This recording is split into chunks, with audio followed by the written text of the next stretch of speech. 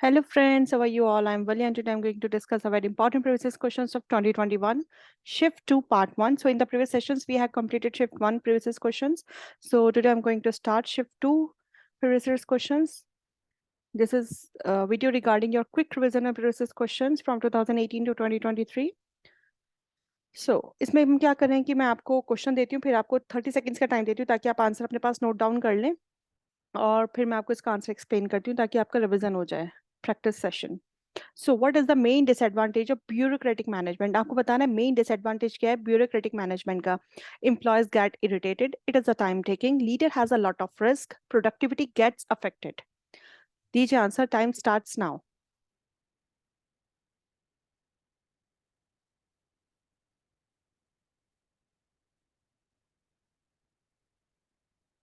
Yes, so time's up. Main disadvantage क्या होता है आपके ब्यूरोक्रेटिक मैनेजमेंट का? ये टाइम टेकिंग होता है. टाइम टेकिंग क्यों होता है? इशू ऑफ टाइम जो होता है सबसे कहते हैं सबसे प्राइमरी डिसएडवांटेज होता है ब्यूरोक्रेटिक मैनेजमेंट का. क्योंकि जो आपके इनफ्लेक्सिबल जो रूल्स एंड रेगुलेशंस बनाए हुए होते हैं ना, उसकी वजह से उसमें क्या होता है, कई बार क्या होता है बहुत ज्यादा टाइम लग जाता है, कई बार बहुत ज्यादा एडिशनल कॉस्ट आपको करनी पड़ जाती है, लगानी पड़ जाती है, जो चीजें उसके अंदर इन्वॉल्व होती हैं. तो इसलिए कहते हैं जो ब्यूरोक्रेट तानाशाही वाला जो एक मैनेजमेंट है ना, वो हमेशा टाइम टेकिंग कहलाता है. So continuous comprehensive internal evaluation, जिसको हम क्या बोलते हैं CCIE, and feedback mechanism are the essential components of.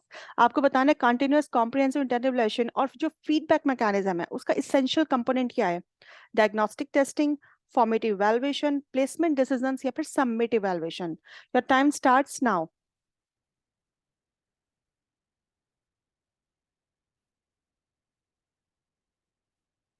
Yes, the time's up.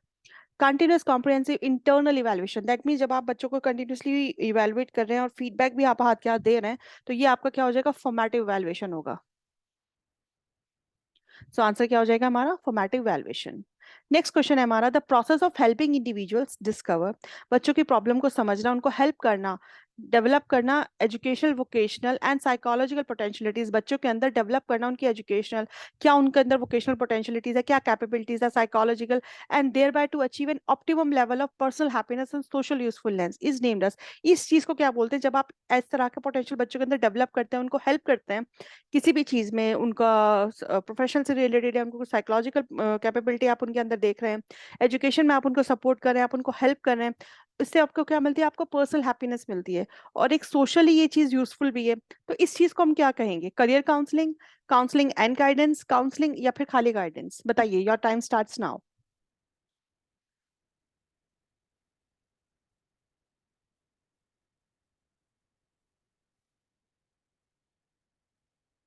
Yes, तो क्या होगा इसका हमारा आंसर, काउंसलिंग एंड गाइडेंस. क्योंकि आप काउंसलिंग इसलिए कर रहे हैं कि आप बच्चे को हेल्प भी कर रहे हैं, प्लस आप सिर्फ एक चीज को लेकर नहीं कर रहे हैं, आप एजुकेशन को भी ले रहे हैं, आप वोकेशन को भी ले रहे हैं, आप साइकोलॉजिकल को भी ले रहे हैं.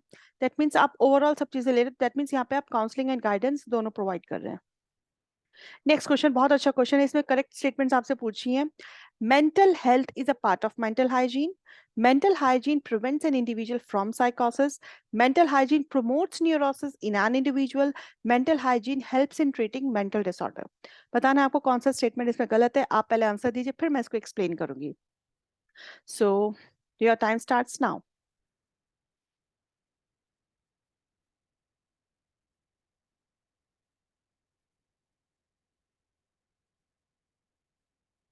Yes, so time's up. Mental health जो है वो आपका मेंटल हाइजीन का पार्ट है, बिल्कुल ठीक बात है. Mental hygiene prevents an individual from साइकोसिस. मेंटल हाइजीन जो होती है साइकोसिस से बचाती है. साइकोसिस क्या होता है, साइकोसिस होता है पर्सनालिटी डिसऑर्डर. ठीक है, जो डिसऑर्डर, ठीक है, तो ये बिल्कुल ठीक पॉइंट है, बचाती है. मेंटल हाइजीन प्रोमोट करती है न्यूरोसिस को. न्यूरोसिस भी अपने आप में जो एंग्जाइटी की वजह से प्रॉब्लम होती है, तो प्रोमोट थोड़ी ना करेगी मेंटल हाइजीन. तो मेंटल हेल्थ होती है जो आपको मेंटेन करना, मेंटल हेल्थ को मेंटेन करना मेंटल हाइजीन बोलते हैं. तो इससे कोई न्यूरोसिस थोड़ी ना बढ़ेगा, डिसऑर्डर थोड़ी ना बढ़ेगा, इससे तो आपकी हेल्थ ठीक होगी, मेंटल हेल्थ. तो ये ऑप्शन आपका गलत हो जाता है. Mental hygiene helps in treating mental disorders. अगर आप मेंटल हाइजीन की कोशिश करते हो तो कहीं ना कहीं आपकी जो मेंटल डिसऑर्डर है उसको ट्रीट करने में हेल्प करती है. बिल्कुल ठीक बात है. तो A B and D is your correct answer. C जो आप था आपका गलत था, क्योंकि ये डिसऑर्डर को बढ़ाती ही नहीं है बल्कि उसको ट्रीट करती है, कम करती है. ये क्वेश्चन बहुत अच्छा क्वेश्चन है, ये आपका पियाजे थ्योरी से आया है, जिसमें 4 स्टेजेस आपको दी हुई हैं। 4 स्टेजेस के बाद पियाजे करते थे, sensory motor, pre operational, concrete operational and formal operational. बताइए क्या होगा इसका correct answer. Your time starts now.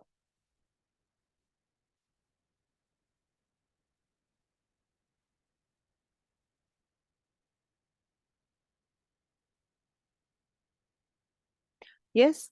सो क्या होगा इसका हमारा आंसर, होगा इसका हमारा थर्ड। कैसे होगा देखिए, सेंसरी मोटर जो होती है आपकी 0 to 2 years की स्टेज, वो किसके साथ जाता है आपका, इन्फेंसी के साथ। Pre operational that means 2 to 7, 2 to 7 आपका जाता है टॉडलरहुड, अर्ली चाइल्डहुड जिसको हम कह सकते हैं, ठीक है। कॉन्क्रीट ऑपरेशनल, कॉन्क्रीट ऑपरेशन आप होती है 7 to 11, 7 to 11 हो गया, तो दैट मीन्स जब एलिमेंट्री स्टेज होती है, early adolescence. Formal operational stage 12 onwards और 11 ऑनवर्ड्स जिसको हम बोलते हैं, which is adolescence and adulthood जिसको हम कहते हैं। ओके, तो ये था आपका आंसर। बहुत अच्छा क्वेश्चन है, बहुत आसान क्वेश्चन है, इसके मैंने बहुत अच्छी अच्छी ट्रिक्स आपको बताई हुई हैं। An investigator commits type 2 error in his research. जब इन्वेस्टिगेटर क्या करता है, कमिट करता है टाइप 2 एरर अपने रिसर्च में, तो वो क्या कर रहा है, एक्सेप्ट कर रहा है नल हाइपोथेसिस को कि वो ट्रू है, या एक्सेप्ट कर रहा है नल हाइपोथेसिस को जब वो फॉल्स है, या रिजेक्ट कर रहा है नल हाइपोथेसिस को when it is true, reject कर रहा है नल हाइपोथेसिस को व्हेन इट इज फॉल्स। बताइए क्या होगा इसका करेक्ट आंसर। आप, योर टाइम स्टार्ट्स नाउ।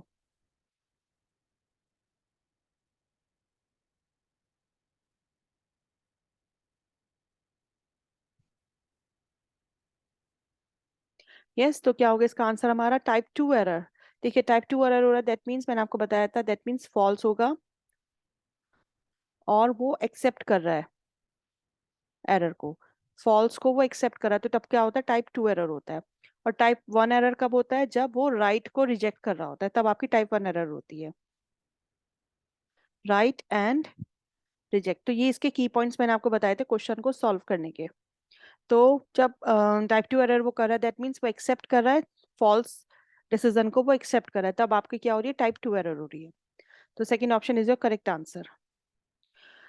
हाँ, among the following which activities are a part of the meta cognitive strategy. आपको बताना है मेटा कॉग्निटिव स्ट्रेटेजी किस एक्टिविटी में आपको नजर आ रही है। तो मेटा कॉग्निटिव स्ट्रेटेजी होती क्या है, थिंकिंग, रीथिंकिंग करना। बताइए क्या होगा इसका correct answer. Writing a reflective journal, self praising, self questioning, awareness of self learning style. Your time starts now.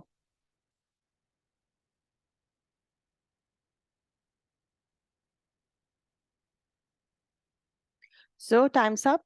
जब आप कोई जर्नल लिख रहे हैं, रिफ्लेक्टिव जर्नल लिख रहे हैं, तो यहाँ आप बार बार सोच रहे हैं, थिंकिंग रीथिंकिंग कर रहे हैं, ठीक है। तो यहाँ भी आपकी मेटाकॉग्निटिव स्ट्रेटेजी होगी। खुद को तारीफ करना, उसके लिए बहुत ज्यादा सोचने की जरूरत नहीं होती, ये गलत हो गया। सेल्फ क्वेश्चनिंग करना कि हाँ जो मैं कर रहा हूँ सही है कि नहीं है, या मुझे ऐसा करना चाहिए, यहाँ भी आप बार बार सोच रहे हैं एक चीज के बारे में। अवेयरनेस होना अपनी लाइफस्टाइल के बारे में, कि आप सोच रहे हैं, अवेयर हो रहे हैं कि जो आप पढ़ रहे हैं, जिस तरह से आप पढ़ रहे हैं, वो स्टाइल आपका सही है कि नहीं है। तो बी ऑप्शन आपका गलत हो गया, तो A C and D is your correct answer. Next question है हमारा, यहाँ पे सीक्वेंस पूछा है स्टेप्स का, किसका जो पॉलिसी मेकर्स यूज करते हैं रैशनल चॉइस थ्योरी बनाने के लिए, वो कौन से स्टेप्स फॉलो करते हैं, कौन से स्टेप सीक्वेंस में हमें आपको बताने हैं। Discover all the alternative policies available to accomplish the values, identify all the value preferences currently existing in a society and assign each value a relative weight, involves only small number of persons to allocate values for society and not the masses, know the total cost and consequences of each alternative policy, select the best alternative which is also the most efficient in terms of cost and benefits of social values। बताइए क्या होगा इसका correct answer. Your time starts now.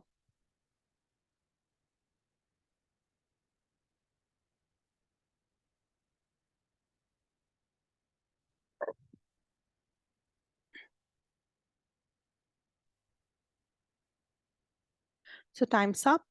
एक बार हम इसको देख लेते हैं, जो हमारी रेशनल चॉइस थ्योरी की सीक्वेंस क्या होती है। पहले आप प्रॉब्लम को डिफाइन करते हैं, फिर आप आइडेंटिफाई करते हैं क्या डिसीजन का क्राइटेरिया है, ठीक है।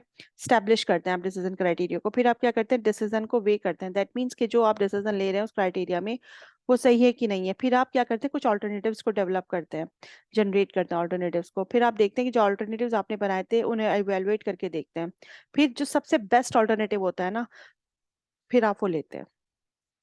तो इसके बेसिस हम देख सकते हैं, सिलेक्ट द बेस्ट ऑल्टरनेटिव, ये आपका ई ऑप्शन था सबसे लास्ट, ठीक है। फर्स्ट आपने क्या देखा, आइडेंटिफाई किया सारे वैल्यू प्रेफरेंसेस को, सबसे पहले आप आइडेंटिफाई करेंगे, फिर आप डिस्कवर करेंगे जो आपने ऑल्टरनेटिव पॉलिसीज बनाई है, उसके बाद आप क्या करेंगे, involves only small number of persons to allocate, नहीं ये गलत हो जाता है, स्मॉल नंबर ऑफ पर्सन को एलोकेट करना वैल्यूज, ये इसमें गलत पॉइंट है। So know the total cost and consequences हर ऑल्टरनेट पॉलिसी की आप इवेलुएट करेंगे कि ये सही है कि नहीं है आपके लिए, तब आप एक बेस्ट ऑल्टरनेटिव पॉलिसी चुनेंगे।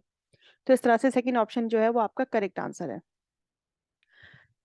यस, बहुत अच्छा क्वेश्चन है क्योंकि इसमें बहुत कंफ्यूजन हुआ था बच्चों को। The term emotional intelligence was created by, emotional intelligence term किसने दी है? Daniel Goleman, Howard Gardner, Peter Salovey, John Mayer या फिर रॉबर्ट स्टर्नबर्ग? बताइए क्या होगा इसका correct answer.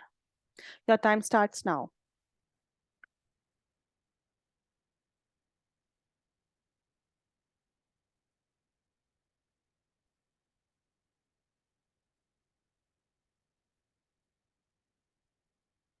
Yes, time's up.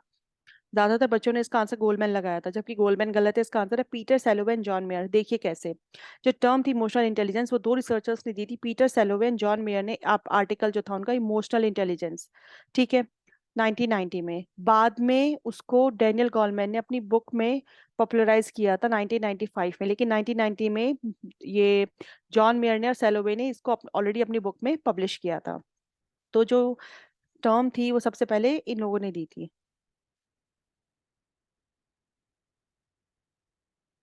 तो इसलिए इसका आंसर है Peter Salovey, Salovey and John Mayer. Next question है हमारा, according to Samkhya both spirit and matter are infinite and external. Upanishad dispels ignorance and takes the person desirous of emancipation near God and freed the bondage of birth and death. Cain is one of the chief Upanishad. Shankaracharya has supported Bhakti Yoga of Gita. According to Mahayana, a man should strive for his own emancipation. बताइए क्या होगा इसका correct answer. Your time starts now.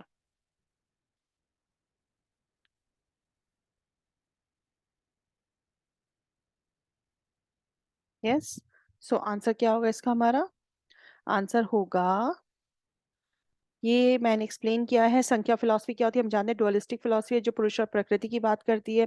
पुरुषा क्या होती है? Consciousness होती है, स्पिरिट जिसे हम कहते हैं। प्रकृति क्या होती है? मटेरियलिस्टिक होती है, मैटर होती है, नेचर होता है हमारा। ठीक है, विटनेस, कॉन्शियसनेस, पुरुषा। अब बात आती है, इसमें सेकंड पॉइंट था उपनिषद के बारे में। उपनिषद क्या देता है? उपनिषद नॉलेज देता है, और क्या कहता है कि आप दुनिया के जितने भी ये डिजायर्स हैं इनको आप छोड़ दें और गॉड के करीब हो जाएं। Free the soul from the bondage of birth and death, और ये इस चीज के जो बॉन्डेज है मरने का जीने का, इससे आप फ्री हो जाएं। और अल्टीमेट एम ऑफ लाइफ जो होना चाहिए आपका, गॉड के करीब होना चाहिए, आपको अल्टीमेट एम ऑफ लाइफ मिल जाएगा जब आप इन सब चीजों से आजाद हो जाएंगे। ठीक है, और फिर दूसरी बात क्या थी इसमें? पूछा गया था केन। देखो, according to Swami Shankaracharya principle जो थे उपनिषद के 10 थे नंबर में। फर्स्ट था ईशा, सेकंड केन, थर्ड काथा, फोर्थ प्रश्ना, मुंडाका, मंडकिया, चंदोग्या, बृहदरंगियाका, इटरिया, टेटरी, टेत्रिया, ये सब चीज। सेकंड नंबर पे था केन। तो इसके अकॉर्डिंग जो थे हमारे, अच्छा इसमें लास्ट भी ये बता, महायाना से रिलेटेड, जो महायाना वाले थे वो क्या करते हैं? आइडल है, वर्शिप वर्शिप करते हैं बुद्धा की। और ये हिरायाना क्या है? जो ओरिजिनल टीचिंग है बुद्धा की, सेल्फ डिसिप्लिन को मेंटेन करते हैं, मेडिटेशन करते हैं। तो इसके अकॉर्डिंग जो था ये आपके, ये तीन पॉइंट्स बिल्कुल सही थे, बाकी जो दो थे ये गलत हो जाते हैं। तो A B and C is your correct answer. Proximity between, इसमें असर्शन ए रीजन आर आपको दिया है। कहा गया है कि प्रॉक्सिमिटी क्या है? लोगों के बीच में कम्युनिकेशन को इनहेंस करती है, और जो आपका फेस टू फेस कम्युनिकेशन है वो इंश्योर नहीं करता इफेक्टिव कम्युनिकेशन को। बताइए ये सही होगा, गलत होगा, एक दूसरे की एक्सप्लेनेशन है या नहीं है? Your time starts now.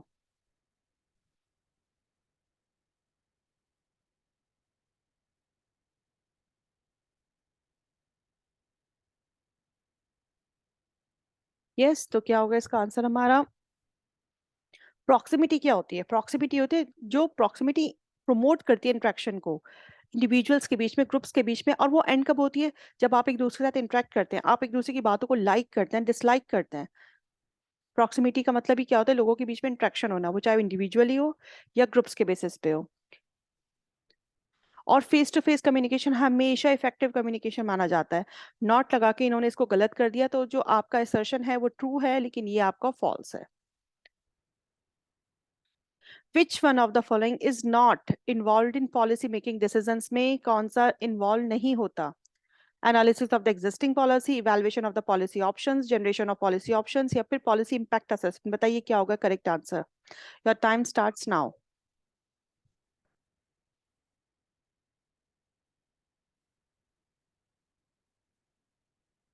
So answer क्या होगा इसका हमारा? पॉलिसी फॉर्मुलेशन कैसे होता है? देखिए 3 पार्ट्स में होते हैं। एक तो होता है policy making, planning and adjustment. Policy making आप 4 पॉइंट पढ़ते हैं कि आप एनालिसिस करें एग्जिस्टिंग सिचुएशन को, फिर आप जनरेट करें, इवैल्यूएट करें पॉलिसी ऑप्शंस को, फिर आप पॉलिसी डिसीजन बनाएं। प्लानिंग का मतलब आप प्लानिंग करें पॉलिसी इंप्लीमेंटेशन की। एडजस्टमेंट में क्या आता है? Policy impact assessment and subsequent policy cycles, जो आपका पॉलिसी मेकिंग में नहीं आता। यही आपका ऑप्शन उसके अंदर गया हुआ था, इसलिए ये ऑप्शन आपका गलत हो जाएगा। पॉलिसी इंपैक्ट असेसमेंट एडजस्टमेंट में आता है। नेक्स्ट क्वेश्चन है हमारा, what is the score needed by an institution of higher education to get an A plus grade from NAAC? A plus grade लेने के लिए नाक को कितनी स्कोर चाहिए होते हैं? बहुत अच्छा क्वेश्चन है, पता होना चाहिए। Your time starts now.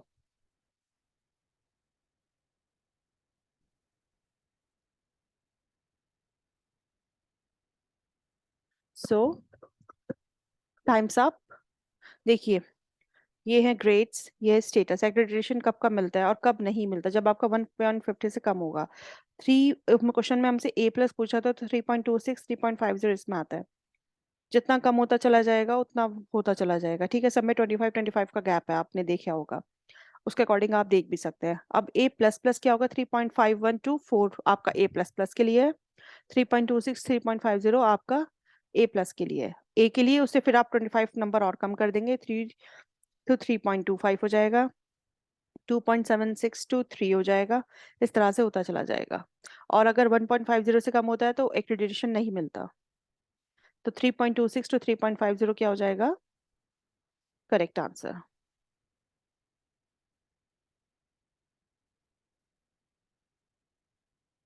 Yes. तो यहाँ पे आपका मैचिंग का क्वेश्चन है। लिस्ट 1 गिवन है, लिस्ट 2 गिवन है। आपको आर्टिकल के साथ मैच आउट करना है, कौन सा आर्टिकल किसके लिए है। माइनॉरिटीज के लिए कौन सा है, मदर टंग के लिए कौन सा है। So your time starts now.